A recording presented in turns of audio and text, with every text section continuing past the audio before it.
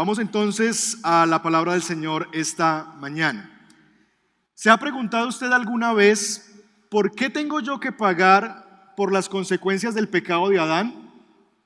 Y si este mundo está así como está, de fregado, ¿por qué yo tengo que pagar lo que fue culpa de otro? Si Adán fue el culpable, si Adán fue el que pecó y Eva también, desgraciados esos que pecaron, ¿por qué yo tengo que estar viviendo esto? ¿Se ha preguntado eso o solamente yo? ¿Por qué se dice que mi niño de 3 años, yo tengo uno de 4 ahorita, mi niño de 4 años, mi niño de 2, es un pecador? Si yo lo veo como un angelito, él no hace nada. Si mi bebecito de 6 meses es un angelito, ¿por qué se dice que él es un pecador? ¿Por qué tenemos que ver que hay niños que se enferman y padecen de enfermedades terminales y nacen aún con deficiencias a nivel físico o lo que sea? ¿Por qué? ¿Por qué esas cosas suceden? ¿Por qué esos inocentes tienen que sufrir? Si usted se ha preguntado eso, los próximos 2 sermones le van a ayudar. Tal vez no le van a ayudar a encontrar la respuesta que usted quiere, pero le va a ayudar a encontrar lo que la Biblia dice al respecto. Así que si usted tiene interés en esto y le parece importante entender y responder a estas preguntas, entonces le animo a que usted pueda estar los próximos 2 domingos, hoy y el siguiente, ya está hoy, entonces el siguiente domingo, para que juntos respondamos desde la Escritura a esa pregunta. Para eso, acompáñenme por favor a Romanos capítulo 5, y es ahí donde vamos a estar esta mañana. Romanos capítulo 5, y vamos llegando al verso 12. El versículo 12, la sección que sigue en algunas de sus Biblias, está titulada como de Adán la muerte, de Cristo la vida, o Adán y Cristo en algunas otras. Y básicamente los versículos 12 del capítulo 5 de Romanos hasta el verso 21 lo que nos van a presentar es un contraste entre la vida de Adán y la vida de Cristo. Versículo 12 está unido a todo lo anterior, y una de las cosas que necesitamos entender es que cuando leemos esto a veces nos pareciera desconectado, pero lo que Pablo está haciendo es mostrarnos a partir del versículo 12 algo que ya nos ha venido mostrando anteriormente o explicando anteriormente. Si usted lee y recuerda, los primeros 3 capítulos del libro de Romanos nos presentan el caos que el pecado ha traído a la humanidad. Pablo nos ha dicho que tanto judíos como gentiles estamos en la inmunda por causa del pecado y que no tenemos escapatoria. Todos hemos pecado. Judíos han pecado, gentiles hemos pecado, todos estamos bajo la ira de Dios.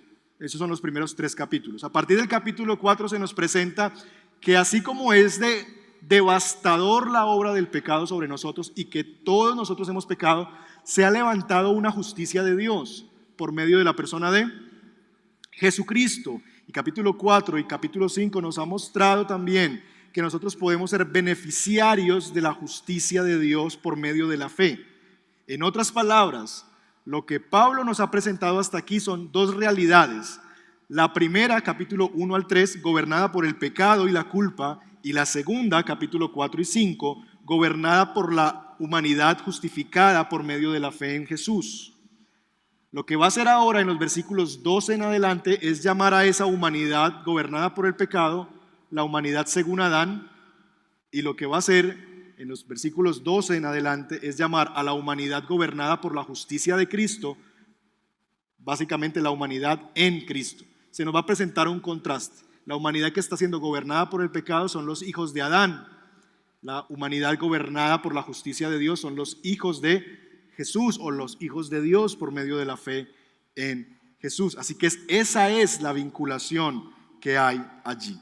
La pregunta, mis hermanos, que vamos a responder más a nivel, digamos que de estudio de la Escritura, es cómo la desobediencia de un solo hombre trajo el mal a todos los hombres. ¿Cómo es que la desobediencia de uno solo trajo tanto mal a toda la humanidad? Pero también, ¿cómo es que la obediencia de uno solo trajo la justicia de Dios a tantos en medio de nosotros?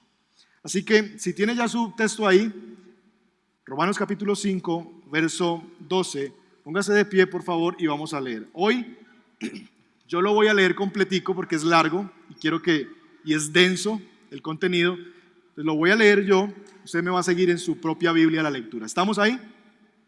Romanos capítulo 5, verso 12 en adelante. Vamos a ir hasta el 21, aunque nos vamos a ocupar solamente hoy hasta el verso 14.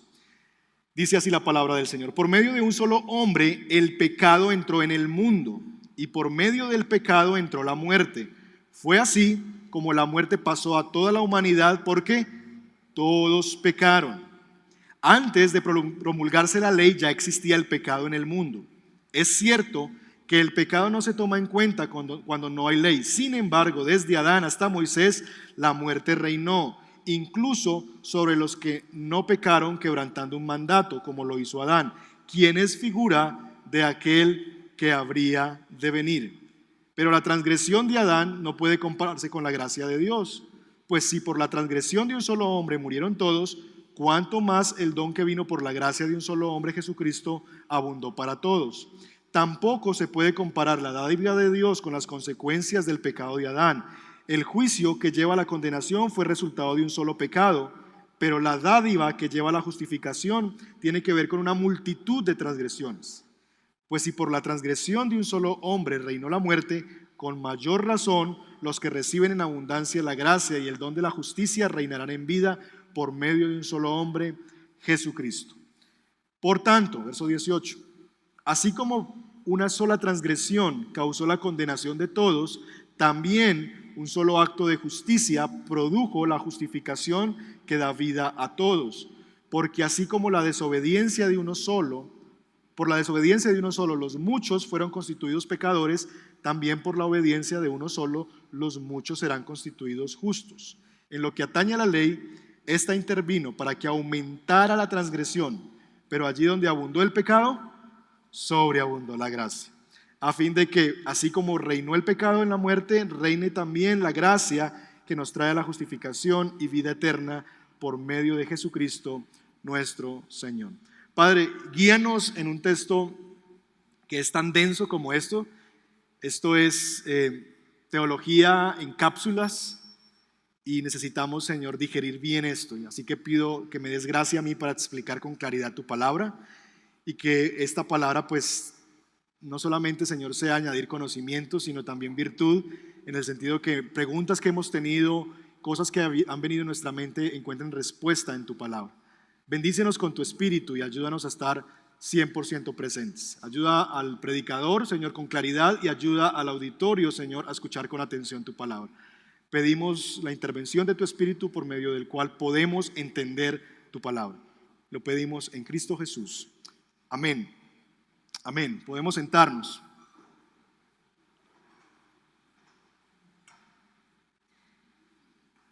Hoy nos vamos a ocupar, como les decía, básicamente de los primeros 3 versos. Verso 12, verso 13 y verso 14. Y vamos a empezar a entender básicamente lo que se nos viene a presentar en estos versículos como una cadena que el apóstol Pablo presenta, una cadena de decadencia. Mire conmigo el versículo 12, por ejemplo. Dice: por medio de un solo hombre, ¿qué pasó? El pecado entró al mundo. Luego, el siguiente paso de esa cadena es: por medio del pecado entró la muerte, y luego fue así como la muerte pasó a toda la humanidad por cuanto todos pecaron. Entonces, si usted toma nota, básicamente son 3 cosas que vamos a hablar hoy. Número 1, se nos dice que es como que a través de un hombre entró el pecado al mundo. 2, a través del pecado entró la muerte. Y 3, la muerte pasó a toda la humanidad. Sencillo. Vamos a ir viendo paso a paso. Paso número 1. Por medio de Adán, el pecado entró al mundo. Ahora bien, si usted lee con atención su Biblia, ahí no aparece la palabra Adán. Dice que por medio de un solo hombre, el pecado entró al mundo.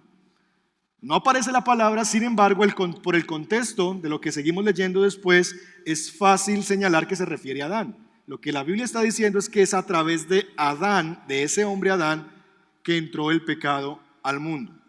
Ahora bien, yo le hago una pregunta de estudio bíblico. ¿Quién fue el primer ser humano que pecó?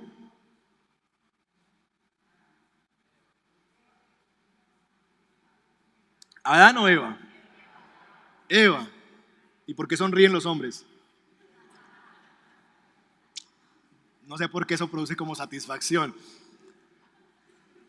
Eva tomó ella del fruto y comió, ¿cierto? Ahora bien, sin embargo, aunque fue Eva en términos cronológicos la primera que tomó del fruto y comió de él, a quien Dios hace el responsable de la caída es al hombre, a Adán. ¿Nota eso?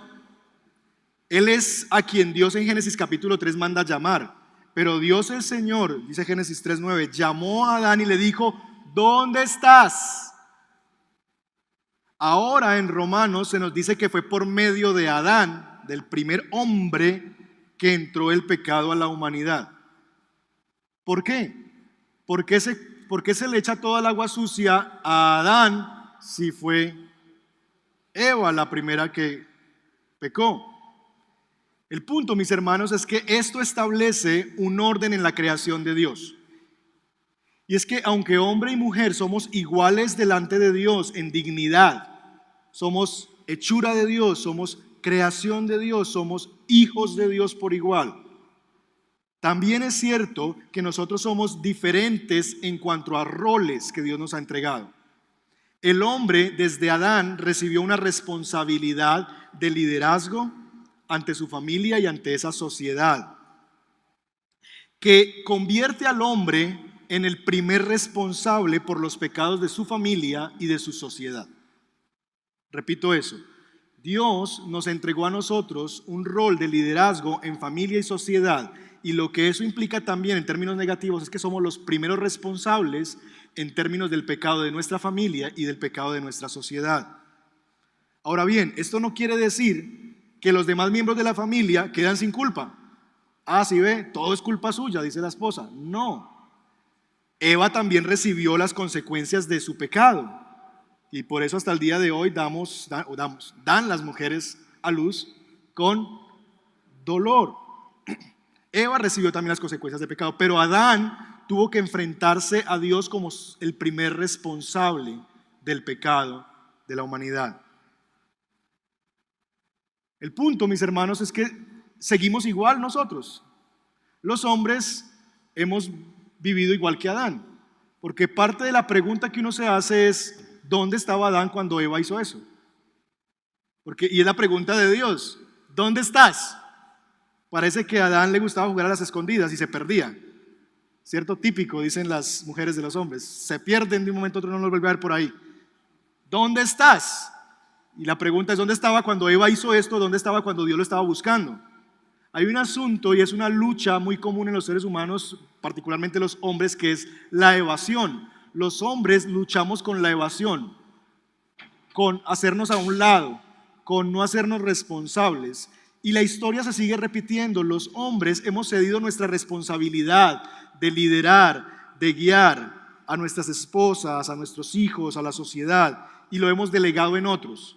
Le hemos entregado esa responsabilidad a nuestras esposas, le hemos entregado esa responsabilidad a los medios de comunicación, le hemos entregado el liderazgo de nuestros hijos a Pepa, Bad Yardigas ya no es tan común, pero a Pau Patrol, etcétera, etcétera, etcétera. Y el punto es que hemos cedido la responsabilidad de crianza de nuestros hijos, por ejemplo, a los colegios. Entonces, trabajamos como bestias 10 horas, 12 horas al día para meter a los niños en el mejor colegio que exista en el mundo y en el planeta Tierra, para que allá hagan bien el trabajo. Cuando la responsabilidad es mía, el colegio no va a hacer lo que yo tengo que hacer. Yo no le puedo delegar ni al colegio ni a nadie más lo que Dios me entregó a mí como una responsabilidad. De nuevo, no tengo nada en contra de los colegios costosos o los mejores colegios. El punto es que no pongas tu esperanza en eso, porque número uno, a ellos Dios no les entregó la responsabilidad, y número dos, eso no asegura nada. Entonces, el asunto es que nosotros hacemos eso, cedemos nuestra responsabilidad, nuestro liderazgo, y después nos preguntamos que por qué están las cosas así en nuestra casa. Y entonces yo hablo con hombres y me dicen: no, pastor, es que usted no sabe cómo es en mi casa. Pastor, es que a mí no me gustan los problemas. Y ella es tan brava, usted la conociera. Ella es bravísima, voltea las tajadas con la mano, imagínese usted. Ella, si yo le digo algo, no, no, no, deje así, pastor, que ella haga lo que quiera en la casa. Somos hijos de Adán. Somos hijos de Adán. Necesitamos, mis hermanos, intervenir en las cosas de nuestro hogar. Hombres, necesitamos dirigir nuestras familias. Ahora bien, no estoy diciendo que seas un patán con tu esposa. Eso no significa el liderazgo. No estoy diciendo que hagas lo que se te dé la gana con ella y con tu familia y que aquí hace lo que yo mando. No, ese no es el liderazgo que vemos en la Escritura. El modelo de liderazgo es el modelo de Jesús. Alguien que está dispuesto a morir por los suyos. Alguien que está dispuesto a lavar los pies de aquellos a quien sirve. Lo que estoy diciendo no es ciérrale la boca a tu Eva. Lo que estoy diciendo es destierra la serpiente de tu casa. La pelea no es contra tu esposa, la pelea es contra aquello que no está, que Dios dice que no debe pasar y que está pasando en tu casa. Ahora, ¿cómo entró el pecado en la escena de Eva? Bueno, Satanás, que es la serpiente, que es astuta, entró por el asunto que es más débil, por llamarlo de alguna manera, en la humanidad de la mujer, y explotó su deseo de control e independencia. No me basta con ser ayuda, yo quiero ser la que decide. Y muchas veces nosotros hemos considerado que el rol de ser ayuda es como algo inferior, cuando Dios mismo se describe como el ayudador. Dios es el que me ayuda y Dios no es menos por ser el ayudador. El asunto es que muchas mujeres todavía al día de hoy siguen luchando por ese rol. Dicen, no, yo no quiero ser, no me basta con ser la que ayuda, quiero ser la que decide. Ahora bien, ustedes pueden decir, mujeres, Eva, desgraciada, por eso es que estoy así y me gusta hacer esto. No, es así. Nos sale, así como a los hombres nos es muy natural evadirnos y escondernos y no tener que enfrentar y deje así nos encanta, a ustedes también luchan y les encanta el asunto de tomar control. Así que repetimos la historia. El pecado entró a la humanidad a través de Adán. Pablo no está entrando a definir o explicar el origen del mal, solo nos dice cómo fue introducido en la escena humana. Él no está interesado en explicarnos cómo fue que el mal comenzó en el mundo, no. Él está mostrándonos que a través del pecado a través de Adán, entró a la escena humana el pecado.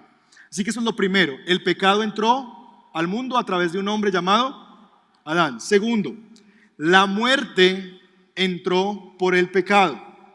Y de nuevo, esta es una alusión a Génesis capítulo 2 y 3. Dios había dicho que si el ser humano desobedecía el mandato de no tomar del árbol del conocimiento del bien y del mal, si ellos hacían eso, iba a morir. Y lo que pasó efectivamente es que ellos básicamente tomaron del fruto, pecaron y se introdujo una realidad que hasta ese entonces no era común. La muerte no existía en la escena humana. La muerte fue producto del pecado. Porque Dios había dicho, el día que de él comas, ciertamente morirás. Ahora bien, algunos dicen, pero ellos no murieron, porque ahí sigue un diálogo y ellos vivieron muchos años y tuvieron hijos y no sé qué. Ellos no murieron. Necesitamos entender el concepto de la muerte. La palabra que se traduce como muerte, tanto en el hebreo como en el griego, en el Nuevo Testamento, tiene básicamente por lo menos dos significados o dos implicaciones cuando la Biblia habla de muerte. Número uno, la muerte implica una separación espiritual entre el hombre y su creador. Es un estado de separación espiritual. El hombre fue separado por su pecado de la comunión con Dios. Fue expulsado del Edén y se convirtió desde entonces en un enemigo de Dios, en alguien que es contrario a Dios. Dios estaba allí, el hombre estaba aquí y lo que había era un puente de comunicación perfecta. A partir de la entrada del pecado, lo que se introdujo fue que ese puente fue derribado y esa comunión entre Dios y el hombre, que el hombre podía estar con Dios en el Edén, hablar con él, se rompió. Ya no es posible la comunicación. ¿Por qué? Porque Dios es un Dios santo y nosotros somos pecadores. Y eso son como dos polos que repelen. No puede haber comunión entre la luz y las tinieblas. entre Dios y el pecado. Así que lo primero que significa la muerte es que hubo una separación espiritual. Desde Adán, los seres humanos estamos separados de Dios, somos enemigos de Dios, contrarios a Dios. De nuevo, no es que los seres humanos estemos en neutro y que cada uno decide si sigue a Dios o no sigue a Dios. No hay gente en cero, todos estamos por allá en menos 100,000. Todos somos deudores delante de Dios, todos somos enemigos de Dios. Esa es nuestra condición, separación. No es posible tener una relación con Dios por nuestros propios medios. Ya hemos hablado de eso anteriormente. Lo segundo que implica es una separación física. El cuerpo va a la tierra y el alma vuelve al Dios que lo dio, dice también el Antiguo Testamento. Nosotros, a partir de la entrada del pecado en Adán, empezamos a experimentar la muerte física. Antes de la caída, los seres humanos vivían eternamente. La muerte no era algo que estaba haciendo parte de la escena humana. Éramos imagen y semejanza de Dios, por lo que éramos creados para ser seres que eternamente viviéramos para glorificar a Dios, para vivir en comunión con Él y disfrutar de Él para siempre. La muerte física es una consecuencia de la caída. Lo que empezó a ocurrir es que si usted ve los capítulos de Génesis, es que la edad empezó a ser acortada. ¿Nota usted eso? Que antes vivía la gente muchísimo. 900 años. Dice, ¿cómo? No, Señor, no me dé 900. 900 y pico de años.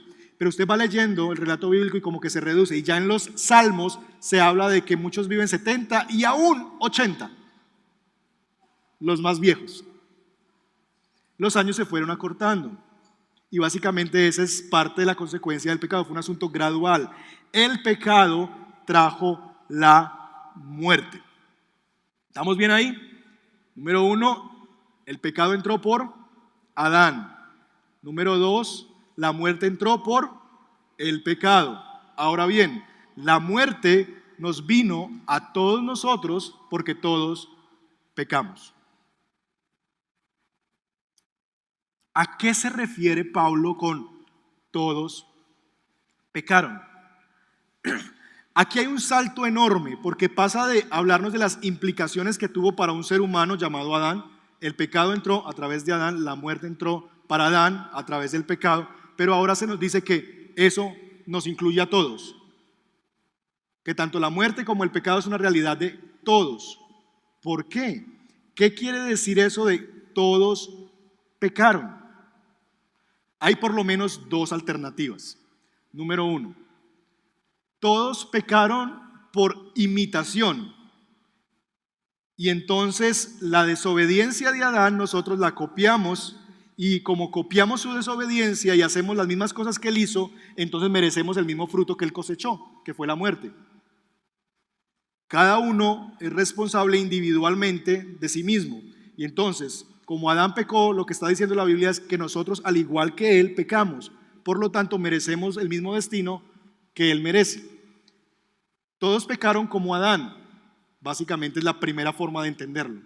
La segunda manera es, todos pecaron en Adán. Todos pecaron en Adán. Mire la diferencia, no es todos pecamos como Adán, sino que es todos pecamos en Adán. ¿Captan la diferencia? Un asunto es yo imitar el pecado de Adán y por eso se me es juzgado. Otra cosa es yo estar pecando en él. ¿Cómo es que podemos entender este texto? Lo que yo creo que Pablo nos está diciendo es que cuando se dice que todos pecamos, no es tanto un asunto de que pecamos en imitación de Adán, sino es un asunto de que pecamos en Adán. Déjenme justificarles eso con los versículos 13 y 14 que nos explican esa realidad. Mire conmigo el versículo 13. Empieza Pablo a argumentar y a explicar. Antes de promulgarse la ley, ya existía el pecado en el mundo. Y hasta ahí estamos claros. Sabemos que el pecado existe antes de la ley. La ley vino muchos años después a través de Moisés, ¿cierto? Línea del tiempo, Moisés está por acá, Adán es el comienzo. Entonces, el pecado, la ley, el pecado ya existía antes de la ley, porque la ley vino aquí. El pecado ya existía antes. Así que ahí no tenemos ningún problema. Vamos bien hasta ahora. 2. Es cierto que el pecado no se toma en cuenta cuando no hay ley. Y aquí la cosa se empieza a complicar. Porque Dios no puede juzgar algo que no ha prohibido. Ahorita en Sabaneta están cambiando el sentido de las calles y esto está vuelto un zaperoco, ¿cierto? Creo que nos va a ayudar, pero por estos días va a ser complicado el asunto. Yo tengo entendido, y sí, creo que aquí hay un agente de tránsito que nos puede ayudar, que hay una norma que yo me aprendí muy bien por varias partes que me hicieron a mi perspectiva injustos, y es el tema de que si no está prohibido, está permitido. Es decir, si no hay una prohibición, un aviso o algo que me diga que esa zona es prohibida el parqueo, lo que implica es, está permitido. Es decir, usted no encuentra avisos que digan, puede parquear aquí. Usted encuentra avisos que dice, prohibido parquear. Si no está prohibido, está permitido. Es decir, si no hay algo que me diga que algo está mal y cuáles son las consecuencias de eso, entonces no se me puede castigar. Si el agente de tránsito viene y me dice, mire usted, se pasó la cebra, está pisando la cebra y la cebra no se ve o no hay cebra, ¿cuál cebra? No, es que ahí había, hace 3 años había una cebra pintada. No, lo siento, pero ahí no está, ¿cierto? O usted está mal parqueado. ¿Dónde? ¿Por qué? ¿Hay algún aviso? ¿Algo? No. Es decir, si no está prohibido, está permitido. Entonces, el punto es que se nos está diciendo es que si la ley no había venido, entonces no había razón para el castigo del pecado, porque la ley vino después. ¿Notan el asunto? ¿Cómo entonces podemos entender que aunque había pecado, el pecado no podía ser juzgado porque no había venido la ley? Es lo que está diciendo. El pecado no se toma en cuenta cuando no hay ley. Entonces, el asunto se empieza a complicar allí. El tema es que nosotros ya hemos leído Romanos capítulo 2, por ejemplo, y se nos dice que no solamente hay una ley escrita, sino que Dios tiene una ley que ha dejado escrita en el corazón de los hombres. ¿Se acuerda cuando estábamos en Romanos 2? De aquellos que decían, ay no, yo no sé, no hay Dios, yo no tengo culpa porque yo no sabía que había un Dios. No, es posible que tú no conocieras la palabra de Dios, pero hay un asunto de que Dios ha puesto una ley escrita en el corazón. Así que el asunto es que sí había pecado y sí había una realidad de que el hombre sabía que estaba haciendo algo que iba en contra del Creador. Así que la idea de Pablo aquí es más bien que lo que la ley hizo, y eso lo vamos a leer más adelante, es que la ley vino como a formalizar lo que antes era informal. La ley vino a formalizar lo que antes era informal. Lo que hace la ley es que acrecenta la culpa y la responsabilidad. La hace más grande, pero no quiere decir eso que antes no había culpa. Había culpa, solo que la ley lo hace más grande. Mire por ejemplo el versículo 20, ahí en Romanos 5. Léalo conmigo para que sea convencido. Si lo podemos proyectar, maravilloso. En lo que atañe a la ley, esta intervino ¿para qué? Mire la pantalla, ¿sí se ve? Próxima semana ya habremos tapado esto, queriendo Dios. Para que aumentara la transgresión. Entonces, lo que hizo la ley fue aumentar la culpa, aumentar la necesidad de un redentor, pero ya había. No es que la creó, es que la aumentó. Así que lo que tenemos aquí es un asunto de que la ley vino a acrecentar la culpa, pero no a crearla. Ya había un escenario de culpa, la ley moral escrita en el corazón. El punto de Pablo con decirnos esto es que él nos quiere hacer conscientes de algo. Y es, miren, cuando estamos hablando de que todos pecaron, no es que todos pecamos como Adán. Porque de hecho el versículo 14 dice que sin embargo, desde Adán hasta Moisés, la muerte reinó, incluso sobre los que no pecaron, ¿qué? Quebrantando un mandato como lo hizo Adán. Es decir, hubo gente que pecó en ese transcurso, pero no pecó contra un mandato, porque a Adán Dios le había dado un mandato, no hagas esto. Pero el resto de personas que vinieron después de Adán no tenían mandatos, no sabían qué es lo que tenían que hacer. Sin embargo, ellos pecaron, aunque no con un mandato. Lo que se está implicando aquí, mis hermanos, es 2 cosas. Número 1, que el asunto del pecado es un asunto que nosotros participamos no individualmente, sino que participamos en Adán. Es decir, allí hay una figura que se llama una figura de representación federal. Ahorita vamos a explicar eso. Pero en segundo lugar, lo que se nos está diciendo es que nosotros también aunque no hemos desobedecido, o los antiguos, aunque no desobedecieron a Dios intencionalmente, ellos sí pecaron, aunque no en la misma forma que Adán, que quebrantó un mandato, pero también ellos pecaron. Dice así un autor: la enfermedad, la muerte reinan exactamente igual sobre gente bondadosa y gente cruel, exactamente sobre gente culta e inculta, exactamente sobre los bebés que no han desobedecido intencionalmente, como también sobre los adultos. ¿Ven que la misma experiencia nos demuestra eso? Es decir, cuando la Biblia dice que la paga del pecado es la muerte, no se está refiriendo al pecado individual, porque vemos, por ejemplo, que tanto niños, bebés sufren consecuencias del pecado como adultos. Vemos gente creyente que les da cáncer y mueren, y gente no creyente que les da cáncer y mueren. Entonces, es un asunto que es universal, porque el asunto no es por mi pecado individual, es porque en Adán yo pequé. Ahora bien, ¿por qué? ¿Por qué la muerte y el pecado reinan universalmente sin importar mi pecado individual? ¿Por qué? Porque pecamos en Adán. Ahora bien, quiero explicarle esto y quiero darle algunos ejemplos para que a usted le quede claro el asunto que estamos hablando. En la Biblia se habla de una figura que es representación federal, que a nosotros en Occidente eso no tenemos una figura, tenemos formas de explicarlo, pero eso nos es extraño, porque esta cultura es muy movida por el individualismo. A nosotros no nos gusta que sean otros los que hagan cosas para nosotros. Nosotros queremos responder por lo nuestro. Pero en culturas como las orientales y demás, sí existe esta figura que existe en la Biblia de representación federal. Y eso nos entra en reversa a nosotros porque no nos gusta pensar eso. Ahora bien, ¿a qué nos referimos con eso? La figura de representación legal, federal básicamente lo que dice es que yo puedo tener una relación con una persona en el sentido de que lo que esa persona gane, yo lo gano, y lo que esa persona pierda, yo lo pierdo. ¿Qué es lo que pasa con los partidos de la Selección Colombia? ¿Quién gana los partidos de la Selección Colombia? La Selección Colombia. Pero ustedes y yo celebramos como si fuera nuestro triunfo. ¿Cómo les fue? ¡Ganamos! ¿Ganó usted? ¿Cuántos goles metió? ¿Qué hizo? ¿Corrió mucho? No, en mi casa hice fuerza. Entonces, el triunfo de ellos, usted lo asume como un triunfo suyo. Y casi que usted grita los goles más duros que los jugadores. Y coge las cosas de la casa y las tira, ¡ah!, y grita y tira las cosas para arriba, las almohadas, y celebra como si fuera usted el que metió el gol. Algunos hasta se tiran en la casa y hacen así. ¿Por qué hacemos eso? Porque básicamente estamos en un asunto de representación federal. Ellos están ganando algo, pero yo lo asumo como que lo ganó para mí, lo ganó para nosotros. Cuando pierden, igual.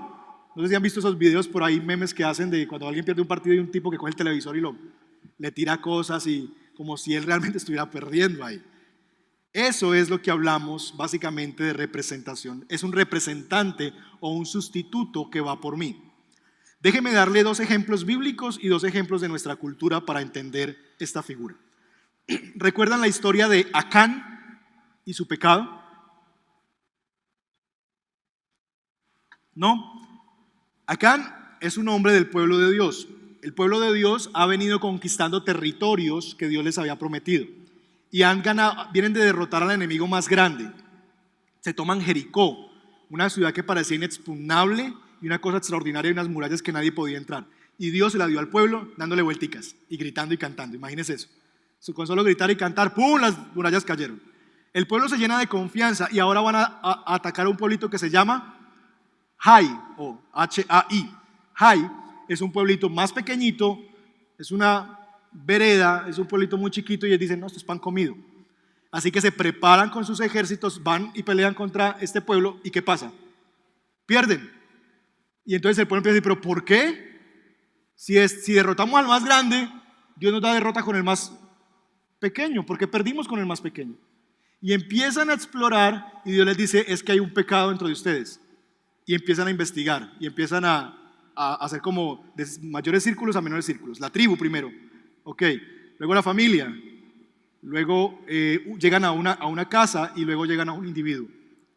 Y ese individuo se llama Acán. Y Dios dice, es por culpa de Acán que ustedes fueron derrotados en esa batalla.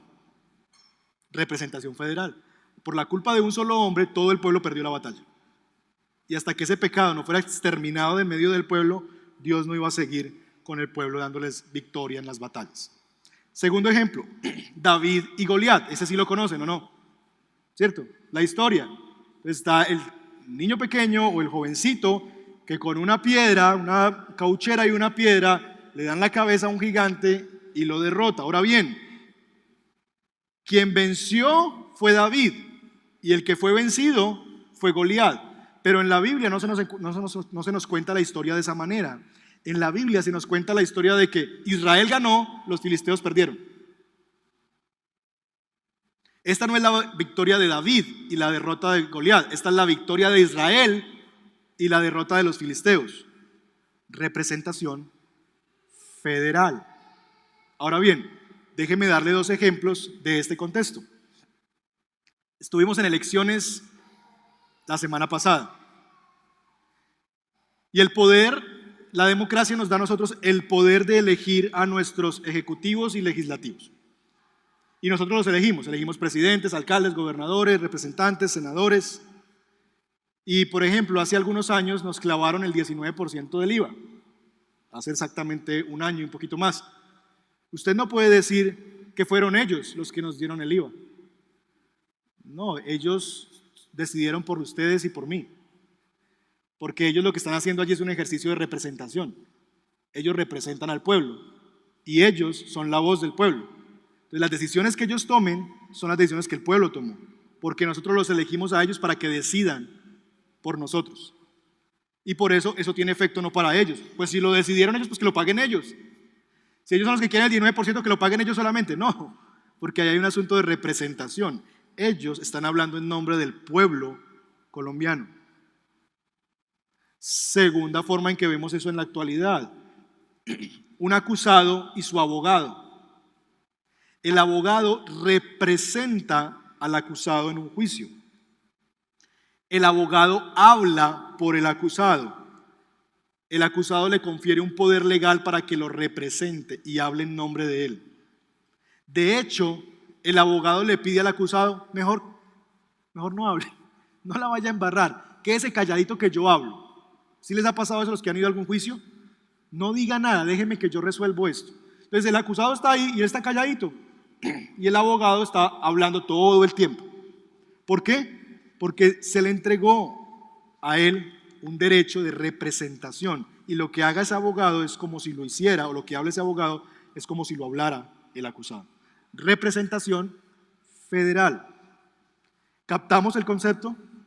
Pues cuando la Biblia nos dice que que todos pecamos, nos está diciendo que Adán es nuestro representante federal.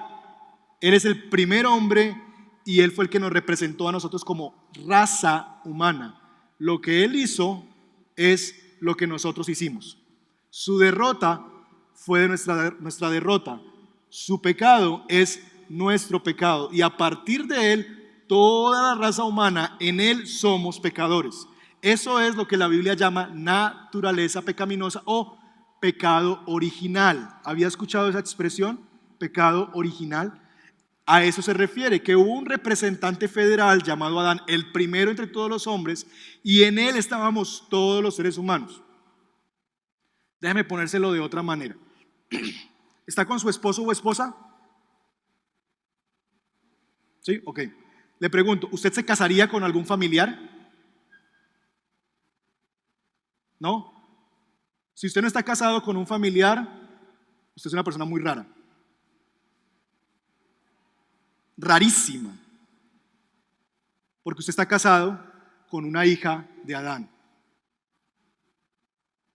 Ustedes dos son hermanos. Ustedes dos son hermanos. Ustedes dos son hermanos. Generación en generación, si usted vuelve la película, todos somos hijos de Adán y Eva. Todos terminamos allá. Así que somos familiares de Adán y Eva, en última instancia. Entonces, usted está casado con un familiar. De eso podemos hablar después, pero el asunto es que hay una vinculación directa con Adán. Así que lo que Adán está haciendo es que él es mi representante porque finalmente yo soy hijo de él y lo que él hace tiene efecto sobre mí. Ahora bien, la pregunta es, ¿eso es bueno o es malo? ¿Nos gusta o no nos gusta? ¿Nos parece una bendición o una maldición esa situación? ¿Nos parece justo o injusto? ¿Es bueno o es malo? Si el asunto fuera que cada uno de nosotros nos hacemos responsables de nuestro pecado individual sin existir la representación federal, implicaría que cada uno de nosotros tiene que resolver por sí mismo su problema con Dios. ¿Eso es bueno?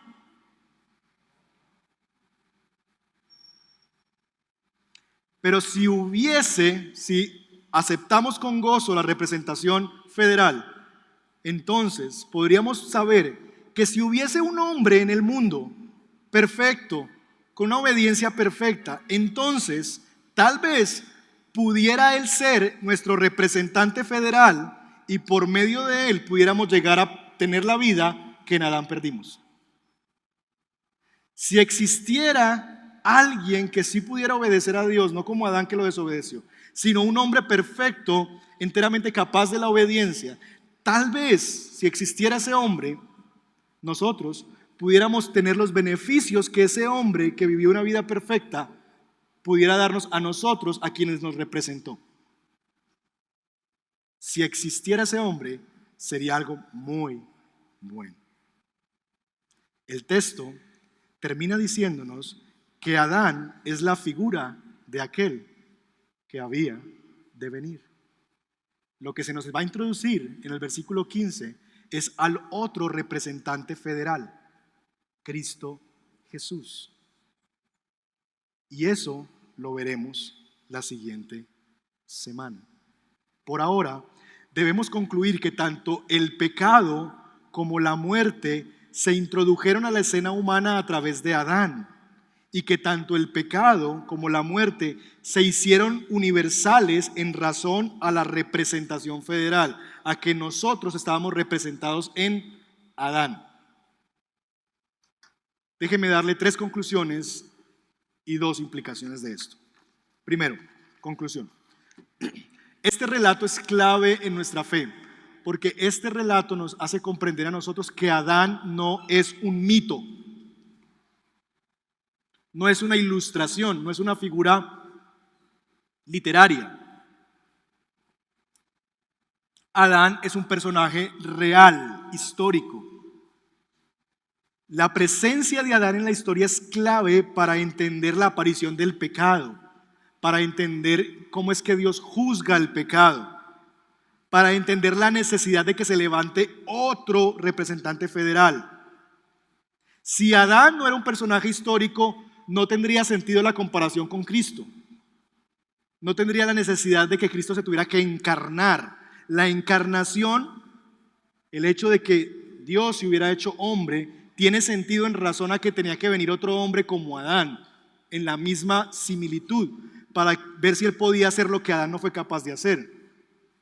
Así que necesitamos definir y saber que la historicidad de Adán es algo que necesitamos aprobar, defender, y necesitamos sabernos allí. No se deje meter cuento. La Biblia nos presenta que Adán fue un personaje histórico. Si no fuera así, la comparación con Cristo no tendría sentido. No habría cosas en común con que compararlos. Y eso es lo que vamos a ver la otra semana. ¿Cuáles son las comparaciones entre Adán y Cristo? Así que yo sé que en el colegio no les enseñan eso, yo sé que en la universidad no les enseñan eso, pero es lo que la Biblia enseña. 2. La pregunta, ¿por qué sufren los inocentes? ¿Se ha hecho usted esa pregunta alguna vez? Es una pregunta que no tiene sentido. No quiero minimizar el sufrimiento, no quiero minimizar el dolor. Quiero decir que esa pregunta no tiene un sentido, no tiene una lógica detrás, porque no hay inocentes. No existen los inocentes. Toda la raza humana, por representación federal en Adán, pecamos. Toda la humanidad está bajo el justo juicio de Dios. De nuevo, no quiero minimizar el sufrimiento. Lo que quiero es corregir una teología equivocada. No hay inocentes. El asunto es que nosotros en Adán pecamos. Todos pecamos en Adán. Por lo tanto, todos en Adán somos culpables. Ahora bien, eso va a ser muy bueno cuando lleguemos a Cristo. Porque entonces se explica cómo yo siguiendo pecando, ya Dios no me ve como pecador. ¿Notan el asunto? No siendo inocente, Dios ya me ve como inocente. Por la misma razón que aunque yo no haga ciertas cosas, pecados individuales, Dios me ve como pecador en Adán. De la misma manera, en Cristo, Dios ya me ve puro, no porque yo sea puro, sino porque me ve en Cristo. ¿Ven la correspondencia perfecta del asunto? Así que la pregunta de por qué sufren los inocentes no es una pregunta adecuada. No hay inocentes. Todos estamos bajo el juicio de Dios. 3. La responsabilidad federal no quita la responsabilidad individual. Es decir, el hecho de que no es el tema de desgraciado ese Adán que pecó y por su culpa estamos así. No, tú también. Es decir, tus 40 años de historia te demuestran que no solamente es culpa de Adán. Tus 30 años de historia te demuestran que también tú has tenido tu participación activa en eso. Y no es que tú estás obligado a pecar, sino que es que tú disfrutas pecar. Te encanta pecar. Me encanta pecar. El hombre sin Cristo no es que esté aburrido de pecar. No, lo disfrutamos, nos deleitamos en el pecado. El tema es que nosotros tenemos un bichito adentro que nos dice que nosotros lo hubiéramos hecho mejor que Adán. ¿Crees tú que lo hubieras hecho mejor que Adán? ¿Qué te hace pensar eso? Así llegamos a nuestras implicaciones. Y quiero que pienses en 2 preguntas esta semana. Primero, ¿cómo le responderías a alguien que acuse a Dios de injusticia por permitir que mueran por el pecado original? ¿Cómo enfrentaría usted a alguien que diga, no, Dios es injusto porque si la culpa es de Adán, pues ¿qué culpa tengo yo? Si el pecado es por culpa de Adán, ¿por qué me va a juzgar a mí? ¿Cómo le responderías a la luz de lo aprendido? Y 2, ¿tú crees que lo habrías hecho mejor que Adán? ¿Qué te hace pensar eso? ¿Qué te hace pensar que tú lo hubieras hecho mejor que Adán y mejor que Eva? Porque en el fondo es un tema de yo hubiera elegido mejor que Dios. Entonces, ¿por qué piensas eso? ¿Estamos